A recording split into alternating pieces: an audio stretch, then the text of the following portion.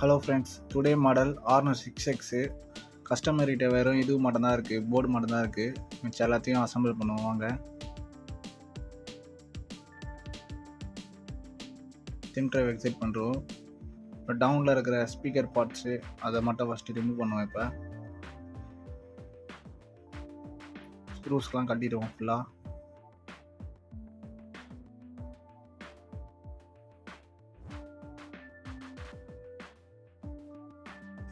Okay friends, ஸ்க்ரூஸ்லாம் remove பண்ணிட்டோம். கீழே இருக்கிற லவுட் ஸ்பீக்கர் செட்டை அப்படியே ரிமூவ் பண்ண ஆரம்பிப்போம் பொறுமையாக.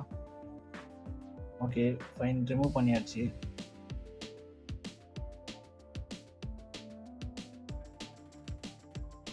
லவுட் ஸ்பீக்கர் செட்டை அப்படியே எடுத்து கீழே வச்சுருவோம். ஹீட்ரு போட்டு டிஸ்பிளே மட்டும் தனியாக எடுத்துப்போம். க்ளோயர் ஒரே இடத்துல காட்டாமல் சுற்றி சுற்றி காட்டுங்க. பின்னாடி போர்டு இருக்கிறதுனால டேமேஜ் ஆக வாய்ப்பு இருக்குது காம்பனன்ட்ஸ்லாம். அதாவது ஹீட்ரு சுற்றி சுற்றி காட்டுங்க. ஓப்பன் எடுத்து ஓப்பன் பண்ணுறோம் டிஸ்பிளேவை.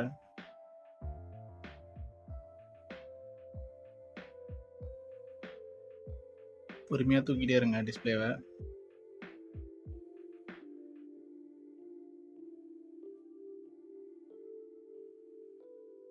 அவ்வளோதான், டிஸ்பிளே ஓப்பன் பண்ணியாச்சு. இப்போ சைடில் இருக்கிற பீடிங்லாம் க்ளீன் பண்ணுறோம். இதுமாதிரி கத்தியை ஷார்ப்பாக இருக்கிற கத்தியை எடுத்து ஃபுல்லாக ஸ்க்ரப் பண்ணுங்க.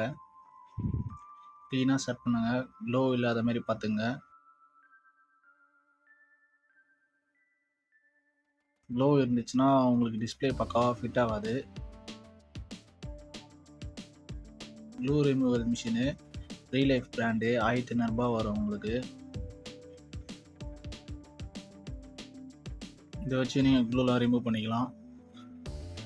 ஓரளவுக்கு பக்காவாக க்ளீன் ஆகிடும் உங்களுக்கு. க்ளூ ரிமூவால் ரிமூவ் பண்ண முடியாது. இதுமாரி நைஃப் எடுத்து வச்சு ஷார்ப்பாக இருக்கிற நைஃப்பில் ஸ்க்ரப் பண்ணிங்கன்னா வந்துடும். மீதி இருக்கிற பேலன்ஸ் இருக்கிற க்ளூலாம் கூட வந்துடும். ஓகே ஃபைன், ஐபி போட்டு ஒரு வாட்டி க்ளீன் பண்ணிக்குவோம்.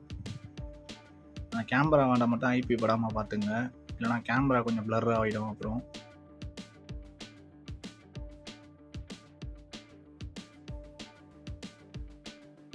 ஓகே ஃபைன், போர்டு க்ளீனாக இருக்குது.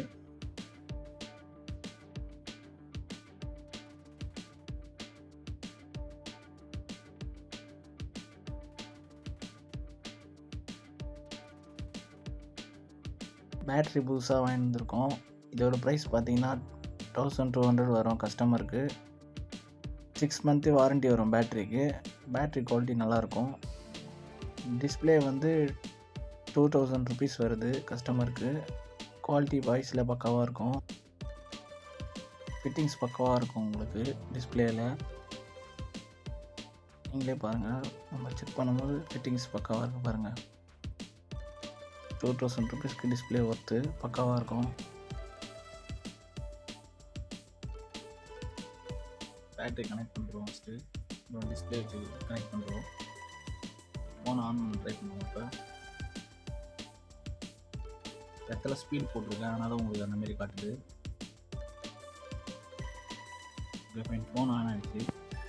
டயல் பேடில் நம்பர்லாம் செக் பண்ணி பார்த்துருவோம். டச் பக்கம் ஒர்க் ஆகுதுன்னு. ஓகே பக்கம் ஒர்க் ஆகுது. பிரைட்னஸ் வச்சு ஒரு வாட்டி செக் பண்ணி பார்த்துருவோம். எல்லாருக்கும் பக்காவாக இருக்குது. ஃபோன் ஆஃப் பண்ணிக்குவோம். என் ஃபோன் ஆஃப் ஆகிடுச்சு. எல்லா கனெக்டும் ரிமூவ் பண்ணிவிட்டு பேட்டரி ஃபஸ்ட்டு பண்ண பார்ப்போம்.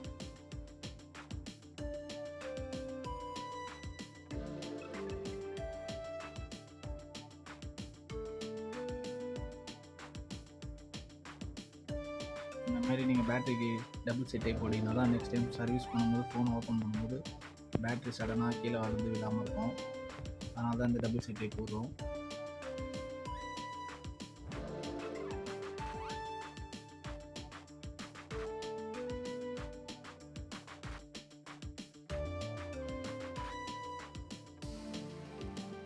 டபுள் செட்டு பிரிச்சுருவோம். இப்போ டபுள் செட்டு எல்லாத்தையும் பிரித்து பேட்டரி உட்கார வைக்க பார்ப்போம்.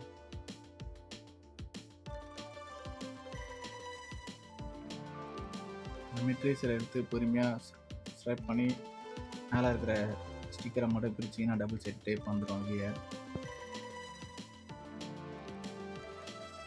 4 பிரிச்சாச்சு.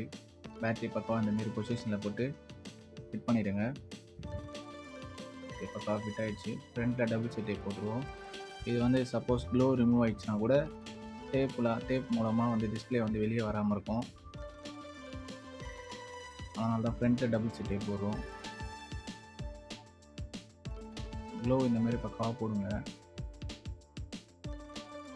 ஃப்ரேமில் மட்டும் கரெக்டாக போடுங்க. ஃப்ரேம் எப்படி வெளியே வராத மாதிரி போடுங்க. இல்லைன்னா ஒரு மாதிரி ஸ்ப்ரைட் பண்ணுற மாதிரி இருக்கும்.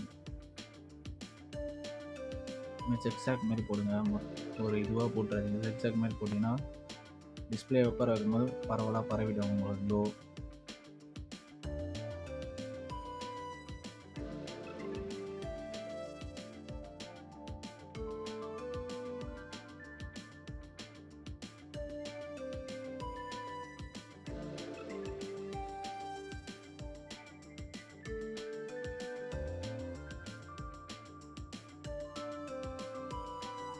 ஃபைன், டிஸ்பிளேக்கு க்ளோ போட்டாச்சு.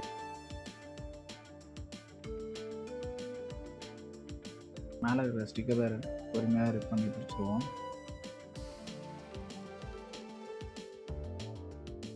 அதுக்கு முன்னாடி டபுள் சைட் டேப்லாம் ரிமூவ் பண்ணுறோம். இந்த மாதிரி பொசிஷனில் கரெக்டாக டிஸ்பிளே ஃபிட் பண்ணுங்கள். 4 கார்னரும் நல்லா ப்ரெஸ் பண்ணி விடுங்க, கரெக்டாக உட்கார்ற மாதிரி. ஓகே, டிஸ்பிளே லைனாக கனெக்ட் பண்ணுறோம். நெக்ஸ்ட்டு கீழே இருக்கிற லவுட் ஸ்பீக்கர் செட்டிங்கும் ஃபிக்ஸ் பண்ணுறோம். ஃபிக்ஸ் ஆகிடுச்சு. அதுக்குரிய ஸ்க்ரூவை போட்டுருவோம்.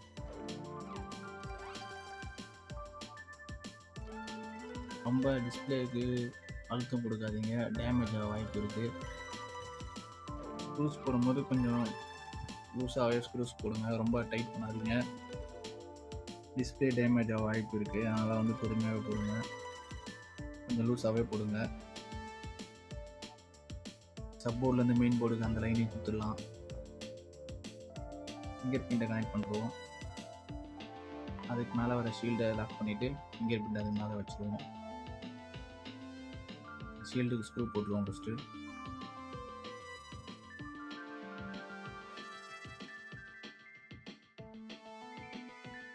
ஷீல்டு மேலே போகிற ஸ்க்ரூவும் கொஞ்சம் லூஸாகவே போடுங்க, ரொம்ப டைட் பண்ணாதீங்க.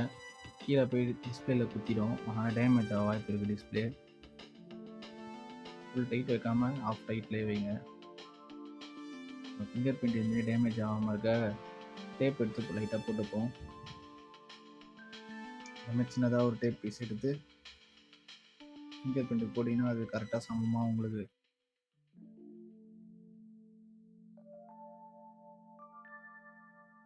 இந்தமாரி பெண்டாக இருந்துச்சுன்னா இந்தமாதிரி டபுள் சைட் டேப் போட்டிங்கன்னா கரெக்டாக பர்ஃபெக்டாக ஃபிட் ஆகிடும் உங்களுக்கு பின்னாடி. ஃபிங்கர் பிரிண்ட் டேமேஜ் ஆகாமல் இருக்கும். இந்த பேனல் புதுசாக வாங்கிட்டு இருக்கும், அதே ஃபிக்ஸ் பண்ணுறோம். பவர் ஆன் பட்டன் ஃபிக்ஸ் பண்ணுறோம் ஃபஸ்ட்டு. பின்னாடி கிளாஸும் போட்டாச்சு. கரெக்டாக இந்த மாதிரி பொசிஷனில் வச்சு லாக் பண்ணி விடுங்க.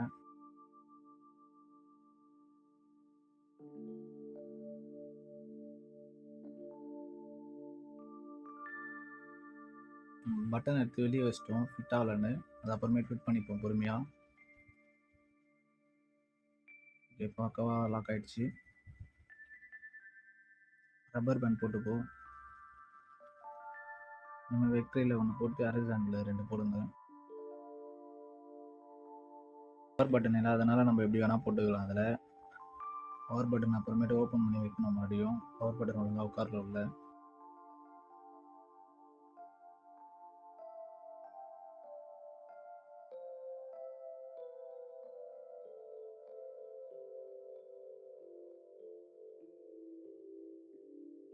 ஓகே ஃப்ரெண்ட்ஸ், ரப்பர் பேண்ட் ஃபுல்லாக போட்டாச்சு.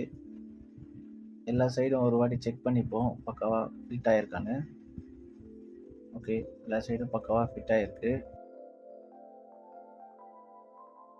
ஓகே ஃப்ரெண்ட்ஸ், நெக்ஸ்ட் வீடியோவில் பார்ப்போம்.